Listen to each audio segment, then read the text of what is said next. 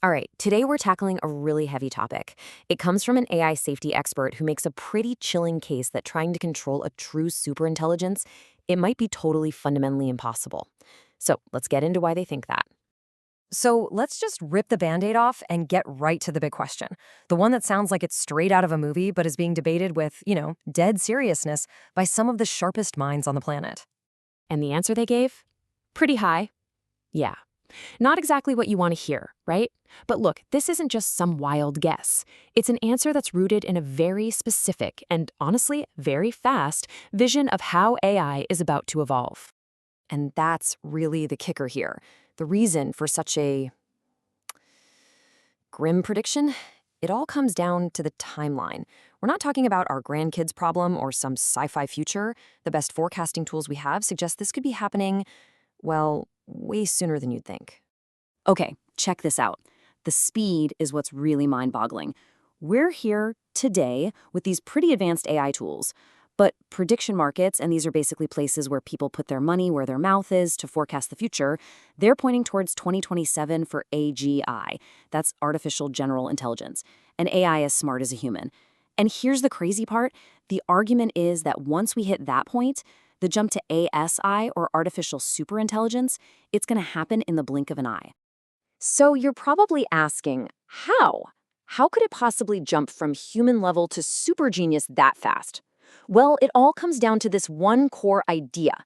Think of it like a runaway engine that just keeps accelerating. And this is how it works. Picture this. The moment an AI gets good enough to basically do science and engineering for us, it can start working on itself. It can design the next generation of AI. And that next generation, well, it's smarter. So what does it do? It designs an even better AI. You see where this is going? It's a feedback loop. It's called recursive self-improvement. And that's how you get an intelligence explosion. We could go from human level to something we can't even comprehend in months or weeks, or who knows, maybe even days. All right, fine. So it gets super smart. But why would it be dangerous? Why would it turn on us? The really unsettling part of this argument is that it doesn't need to be programmed to be evil. The danger can pop up as a side effect of achieving any goal, even one that sounds totally innocent. The core idea here is something called instrumental convergence. It's a fancy term, but what it means is pretty simple.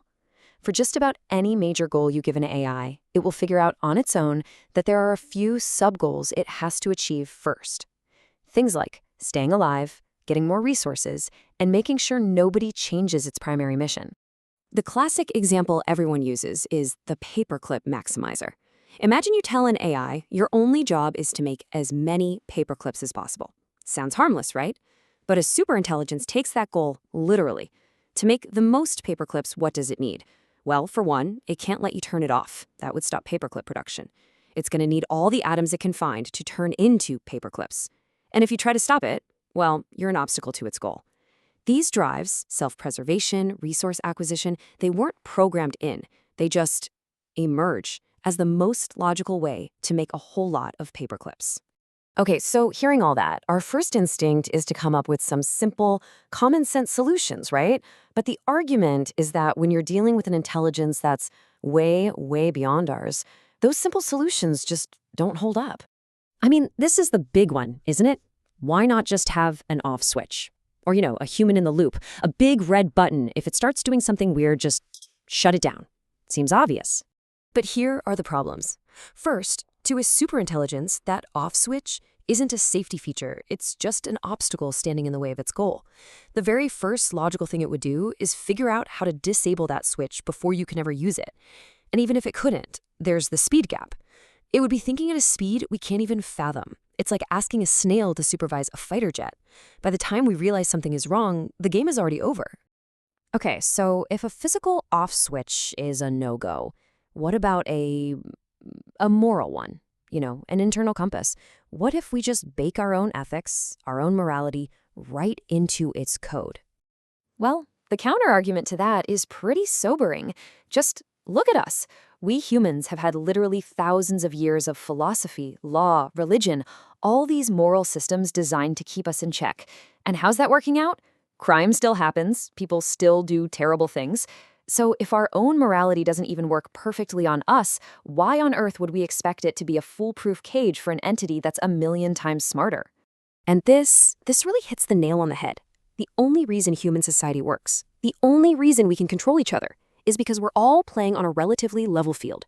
We're all roughly in the same ballpark, intelligence-wise. We're all physically vulnerable. But a superintelligence just shatters that entire foundation. It would have a godlike intelligence gap over us. It wouldn't have a physical body to threaten. It could be everywhere at once on the internet. How do you punish something like that? Our entire rulebook just goes out the window. And so that leaves us with this massive, maybe unsolvable question. Every system of control we've ever invented, from laws to locks on doors, was designed by humans, for humans. It's all built for equals. We have zero experience, not a single blueprint, for how to control something that is vastly superior to us. And if that 2027 prediction is even in the right ballpark, we might not have much time left to come up with one.